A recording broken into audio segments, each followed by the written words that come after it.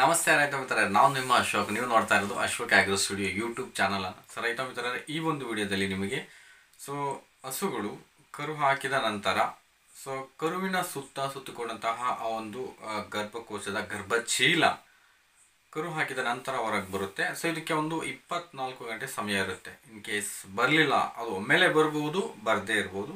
After 24 hour ಆದಮೇಲೆ ಏನು ಮಾಡಬೇಕಂದ್ರೆ ಅದಾದಮೇಲೆ ನಾವು ತೆಗಿಲಿಕ್ಕೆ ಕೈ ಇಟ್ಟು ತೆಗಿತಕ್ಕಂಥದ್ದಾಗ್ಬೋದು, ಅಥವಾ ಅದನ್ನು ಮತ್ತೊಂದು ಟ್ಯಾಬ್ಲೆಟ್ಸ್ಗಳನ್ನು ಇಟ್ಟು ತೆಗಿತಕ್ಕಂಥದ್ದು, ಇಂಜೆಕ್ಷನ್ಸ್ ಇಟ್ಟು ತೆಗಿತಕ್ಕಂಥದ್ದು. ಈ ರೀತಿ ಎಲ್ಲ ಮಾಡ್ತಾ ಇರ್ತಾರೆ ಕಾಮನ್ ಆಗಿ.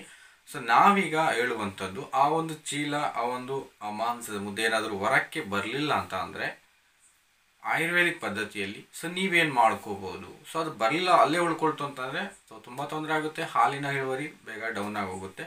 ಅದು ನೆಕ್ಸ್ಟ್ ಲ್ಯಾಕ್ಟೇಷನ್ಸ್ಗೆ ಮತ್ತು ಪ್ರೆಸೆಂಟ್ ಆದ ಹೆಲ್ತ್ಗೆ ತುಂಬಾ ತೊಂದರೆ ಆಗ್ತಕ್ಕಂಥದ್ದು. ಓಕೆ, ಅದನ್ನು ಹೊರಕ್ಕೆ ತರಿಸ್ಬೇಕಂತ ನಾವು ಆಲ್ರೆಡಿ ಕೆಲವೊಂದು ಟ್ಯಾಬ್ಲೆಟ್ಗಳನ್ನು ಮತ್ತು ಅಲ್ಲಿನ ಸೋಂಕು, ಆ ಒಂದು ಪೀಸಸ್ ಸಹ ಉಳ್ಕೊಳ್ದಲೇ ಸೋಂಕು ಎಲ್ಲ ಹೊರಗೆ ಬರಬೇಕಂದ್ರೆ ಕೆಲವೊಂದು ಟ್ಯಾಬ್ಲೆಟ್ಗಳನ್ನು ನಿಮ್ಗೆ ಸಜೆಸ್ಟ್ ಮಾಡಿದ್ದೆ. ಈ ಒಂದು ದಿನದಲ್ಲಿ ಈ ಪ್ರೆಸೆಂಟ್ ಸಿಚುವೇಶನ್ಸ್ಗೆ ಅಂದರೆ ಇವಾಗ ನಾನು ಮನೆ ಮದ್ದಾಗಿ ನಾವೇನಾದರೂ ಬಳಸ್ಬೋದಾ, ಅದು ಸಂಪೂರ್ಣವಾಗಿ ಹೊರಕ್ಕೆ ಬರಲಿಕ್ಕೆ ನಮ್ಮ ಮನೆಯಲ್ಲಿ ಯಾವುದಾದ್ರೂ ರೆಡಿ ಮಾಡಿ ಬಳಸ್ಬೋದಾ ಅಂತಂದು ನಿಮಗೆ ಹೇಳ್ತೀನಿ. ಖಂಡಿತ ಬಳಸ್ಬೋದು. ಯಾವ ರೀತಿ ನಾವು ಅದನ್ನು ಬಳಕೆ ಮಾಡಿದ್ರೆ ಆ ಒಂದು ಪ್ಲಾಸೆಂಟಾ ಅಂತಾರೆ, ಅಂದರೆ ಕರುವಿನ ಸುತ್ತಿಕೊಂಡಂತಹ ಆ ಒಂದು ಚೀಲ, ಆ ಒಂದು ಹೊರಕ್ಕೆ ಬರಲಿಕ್ಕೆ ನಾವು ಮನೆಯಲ್ಲಿ ಇರುವಂತಹ ಕೆಲವೊಂದು ಐಟಮ್ ಬಳಸಿ ಕೊಟ್ಟರೆ ಅದು ಖಂಡಿತ ಹೊರಗೆ ಬರುತ್ತಾ ಅಂದರೆ ಬರುತ್ತೆ.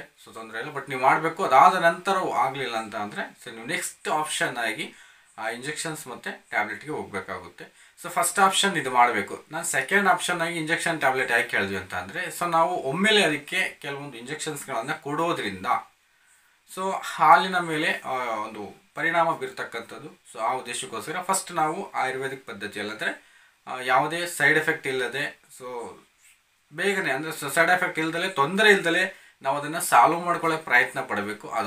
ಇದು ಸಾಧ್ಯವಾಗದೇ ಇದ್ದಾಗ ಖಂಡಿತ ನಾವು ನೆಕ್ಸ್ಟ್ ಒಂದು ಇದಕ್ಕೆ ಹೋಗಬೇಕಾಗುತ್ತೆ, ಆ ಒಂದು ಇಂಗ್ಲೀಷ್ ಮೆಡಿಸಿನ್ಸ್ಗೆ ನಾವು ಹೋಗಬೇಕಾಗುತ್ತೆ. ಓಕೆ, ಈ ಒಂದು ವಿಡಿಯೋದಲ್ಲಿ ನಿಮಗೆ ಆ ಒಂದು ಪ್ಲಾಸೆಂಟಾವನ್ನು ಅಥವಾ ಆ ಒಂದು ಕರುವಿನ ಸುತ್ತಿಕೊಂಡಂತಹ ಗರ್ಭಕೋಶದ ಚೀಲವನ್ನು, ಅಂದರೆ ಆ ಒಂದು ಮಾಂಸದ ಮುದ್ದೆಯನ್ನು ಹೊರಗೆ ತೆಗಿಲಿಕ್ಕೆ ಕೆಲವರು ಅದನ್ನು ಸತ್ತೆ ಅಂತಲೂ ಕರೀತಾರೆ, ಕೆಲವರು ಇನ್ನೊಂದು ರೀತಿ ಒಂದೊಂದು ಪ್ರದೇಶದಲ್ಲಿ ಒಂದೊಂದು ಹೆಸರು ಇಟ್ಕೊಂಡು ಕರ್ಕೊತಾರೆ.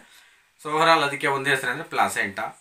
ಆ ಒಂದು ಇದನ್ನು ಹೊರಗೆ ತೆಗಿಲಿಕ್ಕೆ ಇರ್ತಕ್ಕಂಥ ಒಂದು ಮೇಯ್ನ್ ಯಾವ್ಯಾವ ಇಂಗ್ರೀಡಿಯೆಂಟ್ಸ್ ಬಳಸಬೇಕು ಮತ್ತು ಏನೇನನ್ನು ಹಾಕಬೇಕು ಅನ್ನೋದನ್ನು ನಿಮಗೆ ಆ ಮೆಡಿಸಿನ್ ರೆಡಿ ಮಾಡ್ತಾ ಹೇಳ್ತಾ ಹೋಗ್ತೀನಿ. ನೀವು ವಿಡಿಯೋನ ವಾಚ್ ಮಾಡಿ. ಓಕೆ, ಮೊದಲನೇ ಇಂಗ್ರೀಡಿಯೆಂಟ್ಸ್ ಅಂದರೆ ಫಸ್ಟ್ ನಮ್ಗೆ ಬೇಕಾಗಿರತಕ್ಕಂಥದ್ದು ಸ್ವಲ್ಪ ಫ್ರೈ ಮಾಡಿದಂತಹ ಕಪ್ಪು ಎಳ್ಳು. ಇದು ಒಂದು 100ರಿಂದ 150 ಗ್ರಾಮ್ನಷ್ಟು ಎಳ್ಳನ್ನು ನಾವು ತೆಗೆದುಕೋಬೇಕು. ಸ್ವಲ್ಪ ಅದನ್ನು ಹುರಿದಿರಬೇಕಂದ್ರೆ ಬಾಣಲೆಯಲ್ಲಿ ಹಾಕಿ ಫ್ರೈ ಮಾಡಿರಬೇಕು. ಸ್ವಲ್ಪ ಹುರ್ಕೊಂಡಿದ್ರೆ ಗ್ರೈಂಡ್ ಮಾಡಲಿಕ್ಕೆ ತುಂಬ ಈಸಿ ಆಗುತ್ತೆ. ಹಾಗೆಯೇ ಈ ಒಂದು ಎಳ್ಳಿನ ಜೊತೆಯಲ್ಲಿ ನಾವು ಮತ್ತೊಂದು ಇಂಗ್ರೀಡಿಯೆಂಟ್ಸನ್ನು ಸೇರಿಸ್ತಾ ಹೋಗ್ತೀವಿ. ಅದು ಏನು ಅಂತ ಅಂದರೆ ಎರಡನೇ ಇಂಗ್ರೀಡಿಯೆಂಟ್ಸು ಬೆಲ್ಲವನ್ನು, ಎಳ್ಳು ಮತ್ತು ಬೆಲ್ಲ. ಇದೆರಡನ್ನು ನಾವು ಮಿಕ್ಸ್ ಮಾಡಿ, ಬೆಲ್ಲ ಬಂದ್ಬಿಟ್ಟು ನಿಮಗೊಂದು 100 ಗ್ರಾಮ್ನಷ್ಟು. ಪೌಡರ್ ಆದರೂ ಹಾಕಿ, ಪೀಸಸ್ ಆದರೂ ನೀವು ಕುಟ್ಟುಬಿಟ್ಟು ಈ ರೀತಿ ಹಾಕಿ ಗ್ರೈಂಡ್ ಮಾಡಿ ಎರಡನ್ನೂ ಸೇರಿ ಬೆಲ್ಲ ಮತ್ತು ಎಳ್ಳು ಎರಡನ್ನೂ ನೀವು ಗ್ರೈಂಡ್ ಮಾಡಿದಾಗ ಈ ಒಂದು ಪೌಡರ್ ಫಾರ್ಮೇಷನ್ಸ್ ಬರುತ್ತೆ. ಈ ಪೌಡರ್ ಫಾರ್ಮೇಷನ್ ಬಂದಂಥದ್ದನ್ನು ನೀವೊಂದು ಸ್ವಲ್ಪ ನೀರನ್ನು ಅಥವಾ ಬೇರೆ ಏನಾದರೂ ಮಿಕ್ಸ್ ಮಾಡಿಕೊಂಡು ಅದಕ್ಕೆ ಸ್ವಲ್ಪ ಉಂಡೆಗಳು, ಇದು ತುಂಬ ಪೌಡರ್ ಇದೆ.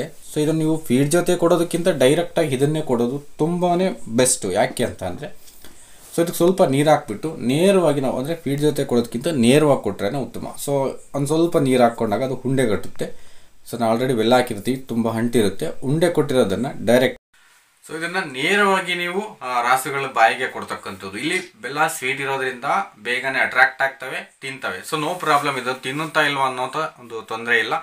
ಬೇಗನೆ ಅಟ್ರಾಕ್ಟ್ ಆಗ್ತವೆ. ಯಾಕೆ ಅಟ್ರಾಕ್ಟ್ ಆಗ್ತವೆ ಅಂದರೆ ಇದು ಬೆಲ್ಲದಿಂದ ಇರುತ್ತಲ್ಲ, ಆ ಸ್ಮೆಲ್ಗೆ ಕಂಪಲ್ಸರಿ, ಆ ಸ್ವೀಟ್ನೆಸ್ಗೆ ಯಾವುದೇ ಆದ್ರೂ ತಿಂದುಬಿಡ್ತವೆ. No problem. ಇದು ತಿನ್ನಂತಹ ಒಂದು 1-2 ಗಂಟೆ ನಂತರ ನಿಮ್ಗದು ಆಟೋಮೆಟಿಕ್ ಪ್ಲೆಸೆಂಟ್ ಅನ್ನೋದು ಹೊರ ಬೀಳುತ್ತೆ. ಇನ್ ಕೇಸ್ ಬೀಳಲಿಲ್ಲ, ಒಂದು ವೇಳೆ ಅದು ಬರಲೇ ಇಲ್ಲ ಹೊರಕ್ಕೆ ಅಂತ ಅಂದರೆ ನೀವು ತೊಂದರೆ ಬೇಡ, ನೀವು ಇಂಗ್ಲೀಷ್ ಮೆಡಿಸಿನ್ ಜೊತೆ ಆರಾಮಾಗಿ ತೆಗೆಸ್ಕೋಬೋದು. ಮತ್ತು ಕೈ ಹಾಕಿ ತೆಗೆಯುವಾಗ ಅದನ್ನು ಕೈ ಹಾಕಿ ತೆಗಿತಾರೆ, ಸ್ವಲ್ಪ ಜಾಗ್ರತೆಯಿಂದ ತೆಗೆದರೆ ಉತ್ತಮ. ಯಾಕೆ ಅಂತಂದರೆ ನೆಕ್ಸ್ಟು ತುಂಬಾ ಬೇರೆ ರೀತಿ ಇನ್ಫೆಕ್ಷನ್ ಆಗುವಂಥ ಚಾನ್ಸಸ್ಸು ಹೆಚ್ಚಾಗಿರೋದ್ರಿಂದ ಸೊ ಅದನ್ನು ಆಟೋಮೆಟಿಕ್ಕಾಗಿ ಇಂಜೆಕ್ಷನ್ಸ್ ಅಥವಾ ಟ್ಯಾಬ್ಲೆಟ್ಗಳಲ್ಲಿ ನೀವು ಹೊರಗೆ ತೆಗೆದು ತೀರಾ ಒಳ್ಳೆಯದು.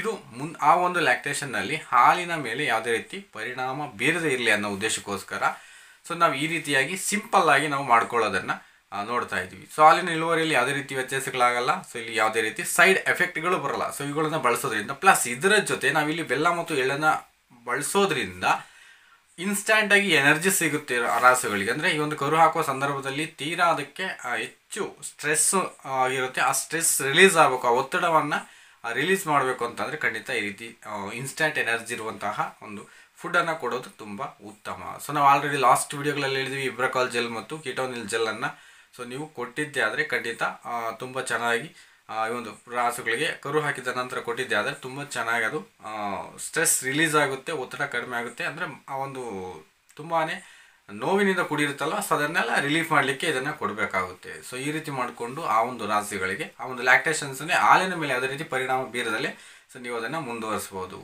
ಸೊ ಎಲ್ಲರಿಗೂ ಈ ವಿಡಿಯೋ ಇಷ್ಟ ಆಗಿದೆ ಅನ್ಕೋತೀನಿ. ಇಷ್ಟ ಆಗಿರೋರು ಖಂಡಿತ ಲೈಕ್ ಮಾಡಿ, ಹಾಗೇನೆ ಇತರರಿಗೂ ಶೇರ್ ಮಾಡಿ. Thank you so much.